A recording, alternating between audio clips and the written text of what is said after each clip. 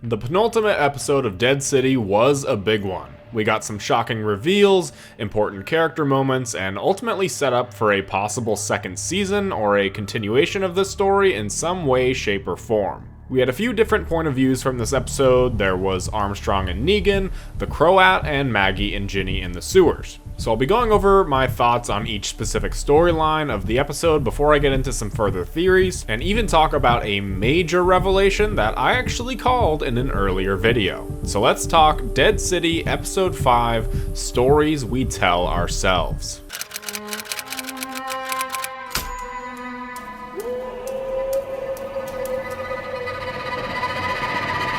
So starting out with this whole Negan and Armstrong situation, I was thinking that there's absolutely no way Negan is just going along with getting arrested. He's got to have some kind of trick up his sleeve, and I was right. Negan was talking with Armstrong about who he is and why he's done what he's had to do, really trying to win him over before he saw his opportunity to escape, which he took and easily could have escaped Armstrong, going through a door with a clever nod to "don't open dead inside," but he doesn't and instead helps Armstrong to safety. I think this is really the moment that Armstrong understood that Negan isn't really this villain that he's been painted as, and I think this character development between the both of them was pretty nice. They exchanged backstories. Negan told Pearlie that he was a gym teacher, and Pearlie said that he used to live in the city and work by the docks picking up trash in the water. I think overall Armstrong has been a pretty solid character throughout the series. He hasn't been given a lot to do, but he's had a good amount of character development so far. He's not as memorable as some other new characters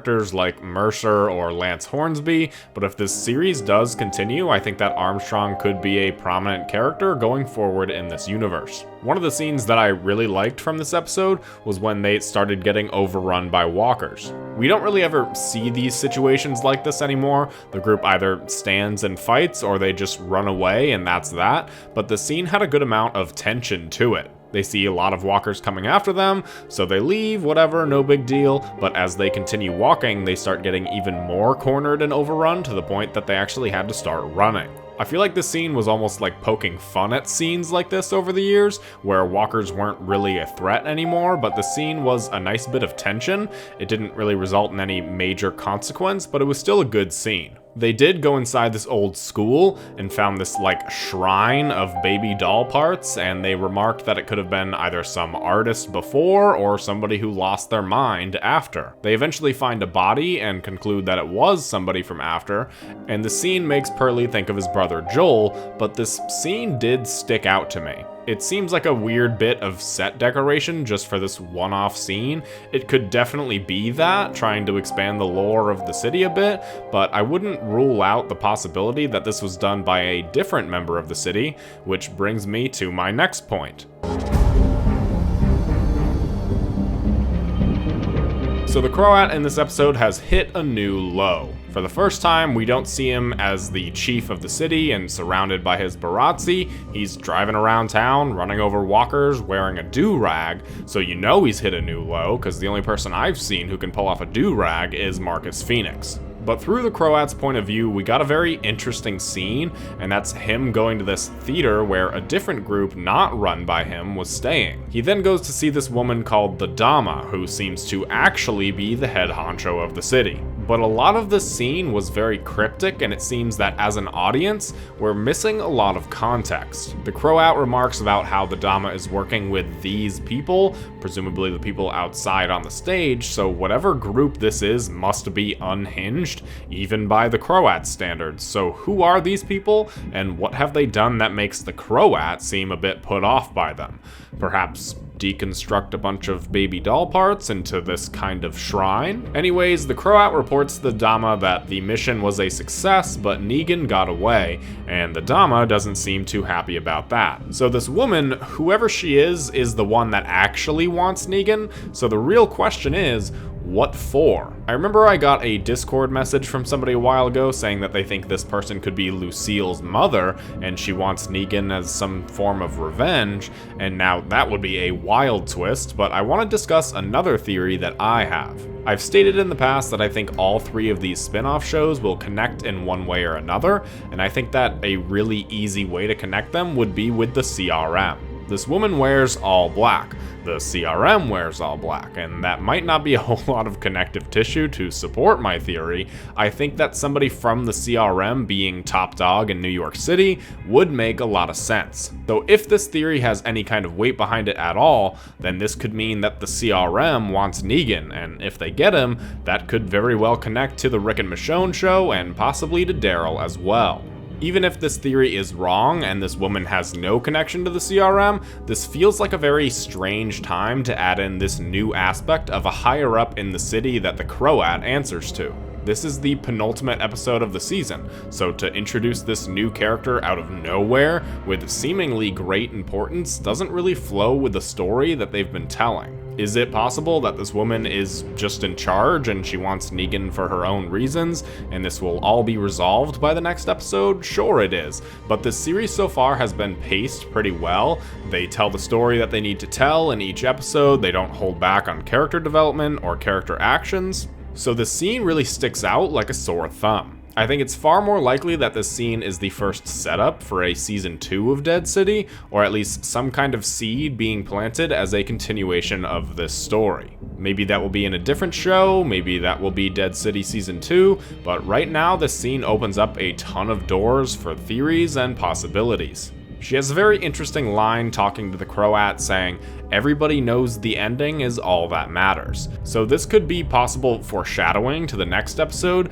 maybe another massive revelation or cliffhanger to end the season on that changes the universe as we know it. Or not, and I'm wrong, but I wasn't wrong about this next point, so let's talk about that one instead. So right off the bat in this episode, Ginny isn't taking any of Maggie's shit. She's like, I know who you are, you know who you are, and you're full of shit. Maggie even tries to defend herself to Ginny, saying that Negan isn't who you think he is, he's a bad guy, but Ginny already doesn't trust her. She's like, nah, Negan's always been there for me, but I straight up know that you're a liar, so anything you say to me just doesn't really apply. So Tommaso being a traitor was not something that I saw coming, at least not until this episode. Right when he found those oxygen tanks, I was like, there is no way he just simply found those, and if he did, then that's terrible writing. And that wasn't the case at all. He then tries to defend himself, saying that it was all to protect Amaya, and that was the truth, but this dude also had no remorse for getting like every single one of his people killed, so I couldn't really sympathize with him. We also learned that New Hilltop is simply called the Bricks, and they made sure to mention that, so that way when Tommaso was talking to Maggie about this seemingly safe haven made out of bricks, Maggie would know that he's talking about her community called the Bricks. I was really surprised in the next scene that both Tommaso and Amaya were killed off in this pretty unceremonious way. They were kind of the next biggest like new characters introduced besides the Croat, Armstrong, and Ginny, but I guess they're just done now. I wasn't too sad by their deaths, and by that I mean I wasn't sad at all. I didn't really care for them. They weren't bad or like annoying in any way, but they weren't anything special either, so their deaths really didn't bother me. We also got another flashback to Glenn's death. It almost makes me wonder if this is just what she's always thinking about. When she lays her head down at night, this is what she sees. When she's panicked or scared, this is what she sees. It would make sense, and also makes me kind of sad that I'm always hard on Maggie all the time. So sorry, Maggie, I miss Glenn too. We then got a scene right out of Resident Evil, and that's the conjoined walker that is apparently called the Walker King. This was pretty cool, and it also opens up a world of new opportunities in this franchise. We got some variant walkers at the end of season 11 and in World Beyond, and so far they haven't really had that much impact in this world, but the conjoined walker definitely ropes into the category of variant walker, and that could be like a meaningful plotline going forward in terms of the overarching story of the universe. But the biggest part of the episode was the reveal at the end. A reveal that I actually called a few episodes earlier.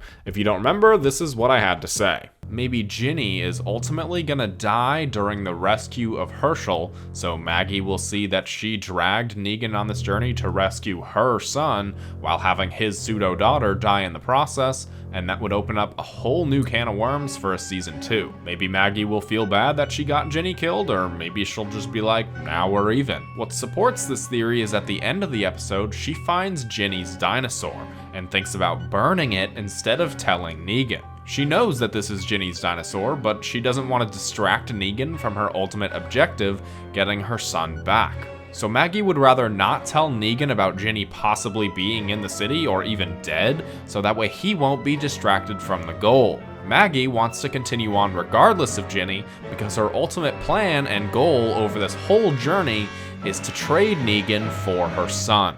Wow, a little intense there. Now, obviously not all of this is right, at least so far, but Maggie's ultimate plan is to trade Negan for Herschel, but I had no clue that the Croat was actually the one who orchestrated this whole thing, and actually is the one who put forth these terms. I was thinking that Maggie was just hoping he would accept the trade, not that these were the actual requirements for the trade. So where does this leave us now? When Negan finds out, he's either going to be really angry or probably just compliant because he knows that he owes Maggie, but seeing as how we have a quick clip of them like fighting next week, I don't think Negan will be too keen on giving himself over to the Croat. What did you guys think of this episode? What do you think is going to happen next week? Let me know down in the comments below, and subscribe so that way you don't miss my analysis on the finale and also my review of the overall season. I've got something a bit different planned out for a review of the overall season. You'll see that in due time, so stay tuned for that, and I'll see you